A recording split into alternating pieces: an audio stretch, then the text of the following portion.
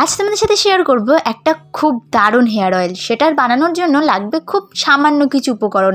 সেটা হচ্ছে মেথি, কালো জিরে, পেঁয়াজ, আমলকি, কারি পাতা, জবা ফুল আর নারকেল তেল।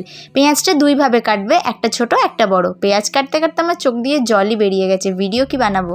আর কারি পাতা তোলার গল্প থাক, সেটা আর বলে কাজ নেই। তেলটা প্রথমে গরম করে তার মধ্যে বড় বড় করে কাটা পেঁয়াজ আর ছোট ছোট করে কাটা পেঁয়াজ দুটোই দিয়ে, আমলকি দিয়ে, কারি পাতাটাকে ভালো করে ধুয়ে তার মধ্যে দিয়ে কিছুক্ষণ হতে দেবে, একদম লো ফ্লেমে দেবে। তার মধ্যে জবা ফুল, আমার কাছে দুটো জবা ফুল ছিল তো আমি দু রকমই দিয়েছি, মানে তোমরা চাইলে এক রকমও দিতে পারো।